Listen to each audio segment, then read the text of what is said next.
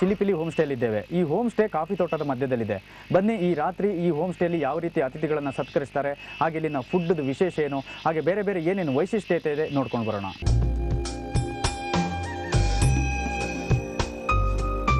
ಮಡಿಕೇರಿಯಲ್ಲಿ ಹಗಲು ಹಸಿರಿನಿಂದ ಕೂಡಿದರೆ ഇരുಳು ಅಷ್ಟೇ ಕಾರ್ಗತ್ತಲಿನ ರಾತ್ರಿಯಾಗಿರ್ತವೆ. ಅಕ್ಕಪಕ್ಕ ಚಿಲಿಪಿಲಿ ಗುಟ್ಟುವ ಹಕ್ಕಿಗಳು ಗೀಚಕಗಳ ಸದ್ದಿನ ನಡುವೆ ಕುಳಿರ್ಗಾಳಿ ಮೈ ಸೋಕುತ್ತಿರ್ತವೆ. ತಂಪಾದ ಆ ವಾತಾವರಣಕ್ಕೆ ರಂಗು ನೀಡಬೇಕು ಅಂದ್ರೆ ಸಣ್ಣದೊಂದು ಪೆಗ್ ಏರಿಸಲೇಬೇಕು.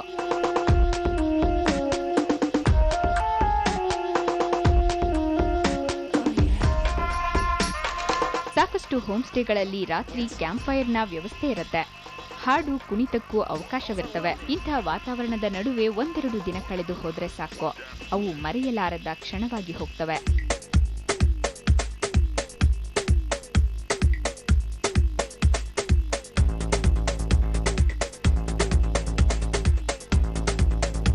ಇನ್ನು ರಾತ್ರಿಯ ಊಟವೂ ಅಷ್ಟೇ. ಮನೆಯೊಡತಿ ಸಿದ್ಧಪಡಿಸಿದ ಆಹಾರ ಸಂಪೂರ್ಣ ಕೊಡಗಿನ ಶೈಲಿಯದ್ದೇ.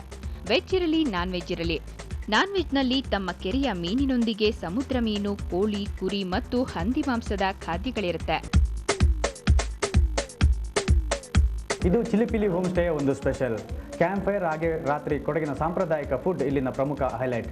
ಮುಂದೆ ಮತ್ತೊಂದು ಹೋಮ್ ಸ್ಟೇಗೆ ಹೋಗೋದ್ರ ಮೂಲಕ ಬೆಳಿಗ್ಗೆ ಏನು ಫುಡ್ ಇದೆ ಹಾಗೆ ಆಕ್ಟಿವಿಟೀಸ್ ಏನಿದೆ ನೋಡ್ಕೊಂಡು ಬರೋಣ.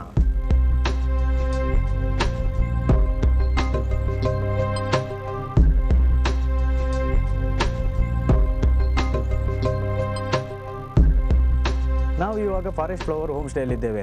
ಈಗಾಗಲೇ ಹೋಮ್ ಸ್ಟೇಗಳಲ್ಲಿ ಮಧ್ಯಾಹ್ನ ಏನು ಫುಡ್ ಕೊಡ್ತಾರೆ, ಏನು ಆ್ಯಕ್ಟಿವಿಟೀಸ್ ಇದೆ, ಹಾಗೆಯೇ ರಾತ್ರಿ ಹೋಮ್ ಸ್ಟೇಗಳಲ್ಲಿ ಏನು ಆ್ಯಕ್ಟಿವಿಟೀಸ್ ಇದೆ, ಹಾಗೆಯೇ ಫುಡ್ ಏನಿದೆ ಅಂತ ನೋಡಿದ್ದೀವಿ. ಈಗ ಈ ಹೋಮ್ ಸ್ಟೇಯಲ್ಲಿ ಬೆಳಗಿನ ಫುಡ್ ಏನು, ಆ್ಯಕ್ಟಿವಿಟೀಸ್ ಏನು ನೋಡ್ಕೊಂಡು ಬರೋಣ.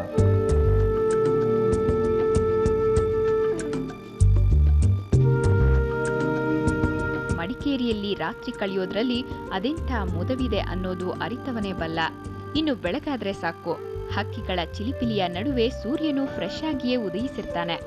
ಮಂಜಿನ ಹನಿಗಳಿಂದ ತೋಯ್ದ ಕಾಫಿ ತೋಟಗಳನ್ನ ನೋಡ್ತಾ ಇದ್ರೆ ಒಂದು ಸುತ್ತು ಹಾಕೋಣ ಅಂತ ಅನ್ನಿಸ್ತೇ ಇರಲ್ಲ.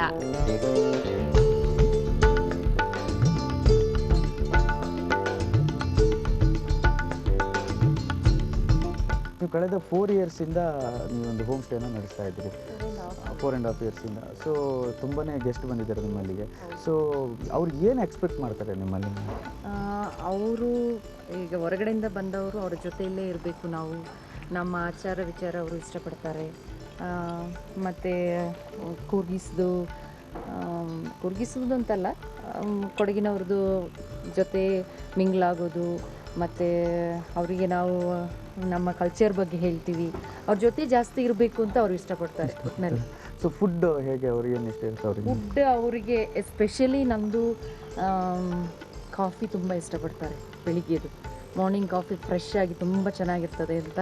ಮತ್ತು ಅವರಿಗೆ ಬ್ರೇಕ್ಫಾಸ್ಟಿಗೆ ಅಥೆಂಟಿಕ್ ಕೂರ್ಗಿ ರೊಟ್ಟಿ ಕೊಡ್ತೀನಿ ನಾನು. ಮತ್ತು ಈಗ ಸೀಸನ್ ಅಲ್ವಾ, ಸೊ ಮಳೆಗಾಲದಲ್ಲಿ ಕಣಿಲೆ ಸಾರು, ರೊಟ್ಟಿ ಮತ್ತು ವೆಜಿಟೇಬಲ್ ಪಲ್ಯಸ್ ಎಲ್ಲ, ನಾನು ವೆಜಿಟೇಬಲ್ ಗಾರ್ಡನ್ ಎಲ್ಲ ಮಾಡಿದ್ದೀನಿ. ಸೊ ಆಲ್ ಫ್ರೆಶ್ ವೆಜಿಟೇಬಲ್ಸ್ ನಾನು ಅವರಿಗೆ ಇದು ಮಾಡಿ ಕೊಡ್ತೀನಿ. ಆಮೇಲೆ ಲಂಚ್ ಬೇಕು ಅಂತ ಹೇಳಿದ್ರೆ ಲಂಚು ನಾವು ಪ್ರೊವೈಡ್ ಮಾಡ್ತೀವಿ, ಅಥೆಂಟಿಕ್ ಕೂರ್ಗಿ ಫುಡ್ ಎಲ್ಲ ಸಹ. ಸೊ ಮತ್ತು ಬಂದು ಡಿನ್ನರ್ ಬೇಕು ಅಂದರೆ ಅದು ನಾನು ಕೊಡ್ತೀನಿ. ಅದರಲ್ಲಿ ವೆರೈಟೀಸ್ ಇರ್ತದೆ. ಅಥೆಂಟಿಕ್ ಕೂರ್ಗಿ ಸ್ಟೈಲ್ ಕಡಂಬೊಟ್ಟು, ಮತ್ತು ಪೋರ್ಕ್ ಕರಿ, ಮತ್ತು ಸನ್ನಾಸ್ ಎಲ್ಲ. ಸೊ ಇದು ಫುಡ್ಡು ಇದಾಯಿತು. ನಂತರ ಈಗ ಆ್ಯಕ್ಟಿವಿಟೀಸ್ ಏನಿರುತ್ತೆ ಅಂತ? ನಮಗೆ ಪಾಂಡ್ ಇದೆ, ಅಲ್ಲಿ ಇದೆಲ್ಲ ಇದು ಮಾಡಿ ಅವರು ಫಿಶಿಂಗ್ ಮಾಡ್ತಾರೆ, ಬರ್ಡ್ ವಾಚ್ ಮಾಡ್ತಾರೆ, ಮತ್ತು ಪ್ಲಾಂಟೇಶನ್ ವಾಕ್, ಟ್ರೆಕ್ಕಿಂಗ್ ಎಲ್ಲ ನಾವು ಜೊತೆಗೂಡಿ ಕರ್ಕೊಂಡು ಹೋಗ್ತೀವಿ. ಟೋಟಲಿ ತುಂಬ ಖುಷಿ ಆಗ್ತದೆ. ಸೊ ಹೊರಗಿನಗಿಂತ ಇಲ್ಲೇ ಬಂದಿರೋದು, ಎಲ್ಲೂ ಹೋಗೋದಿಲ್ಲ, ಸೈಟ್ ಸೀಯಿಂಗ್ ಹೋಗೋದೇ ಇಲ್ಲ ಅಂತ ಹೇಳ್ತಾರೆ. ಇಲ್ಲೇ ಇರಲಿಕ್ಕೆ ಇಷ್ಟಪಡ್ತಾರೆ, ಕಾಮ್ ಆಗಿದೆ. ಓಕೆ, ನಿങ്ങളുടെ ಆತಿಥ್ಯ ತುಂಬ ಚಾಯಿಂಜಾಯ್ತು. ನಾನು ನೋಟ್ನ ತುಂಬ ಖುಷಿ ಆಗ್ತಿತ್ತು. ಥ್ಯಾಂಕ್ಸ್. ಓಕೆ, ಇವತ್ತು ಈ ಕೊಡಗಿನಲ್ಲಿರುವಂಥ ಹೋಮ್ ಸ್ಟೇ ಈ ಕಾನ್ಸೆಪ್ಟ್ ಸಕ್ಸಸ್ ಆಗಲಿಕ್ಕೆ ಕಾರಣನೇ ಇದು. ಏನು ಇವರು ಹೇಳಿದ್ರು ಇಷ್ಟೊತ್ತು, ಏನೋ ಪ್ರವಾಸಿಗರು ಬಂದು ಈ ಹೋಮ್ ಸ್ಟೇಲಿ ಅವ್ರು ಏನು ಎಕ್ಸ್ಪೆಕ್ಟ್ ಮಾಡ್ತಾರೆ ಅದನ್ನೆಲ್ಲವರನ್ನು ಕೂಡ ಇವರು ಕೊಡ್ತಾರೆ. ಜೊತೆಗೆ ಅಟ್ಯಾಚ್ಮೆಂಟ್ ಇರುತ್ತೆ ಅಂತ, ಮನೆಯಲ್ಲೇ ಇರ್ತಾರೆ. ಜೊತೆ ಕಾಟೇಜ್ ಇದ್ರೂ ಕಾಟೇಜ್ಗಳು ಕೂಡ ಹೋಗಿ ಅವ್ರು ಏನು ಬೇಡಿಕೆಗಳಿರುತ್ತೆ, ಫುಡ್ ಇರ್ಬೋದು ಅಥವಾ ಬೇರೆ ಬೇರೆ ಆ್ಯಕ್ಟಿವಿಟೀಸ್ ಇರ್ಬೋದು, ಪ್ರತಿ ಹಂತದಲ್ಲೂ ಕೂಡ ಅವ್ರ ಜೊತೆಯಲ್ಲಿ ಇರೋದ್ರಿಂದಾಗಿ ಇವತ್ತು ಈ ಒಂದು ಪ್ರವಾಸೋದ್ಯಮ, ಹೋಮ್ ಸ್ಟೇ ಪ್ರವಾಸೋದ್ಯಮ ಇಲ್ಲಿ ಬೆಳೀಲಿಕ್ಕೆ ಸಾಧ್ಯವಾಗಿದೆ. ಹಾಗೆಯೇ ಇದು ಸಕ್ಸಸ್ ಕೂಡ ಆಗಿದೆ.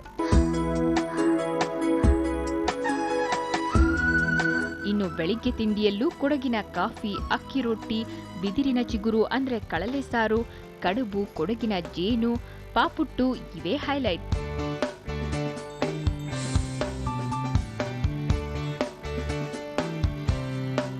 ಹೀಗೆ ಹೋಮ್ ಸ್ಟೇ ಎಂಬ ಮನೆಯ ಹೊರಗಿನ ಮನೆಯ ಕಲ್ಪನೆಯೇ ವಿಶಿಷ್ಟ. ಇಲ್ಲಿ ದಿನ ಕಳೆಯುವುದರಲ್ಲಿನ ಅನುಭವವೂ ಅಷ್ಟೇ ಸ್ಮರಣೀಯ.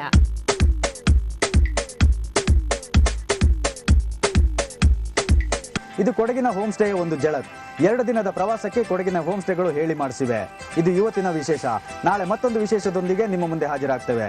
ನಿರಂತರ ಸುದ್ದಿಗಾಗಿ ನೋಡ್ತಾ ಇರಿ TV9.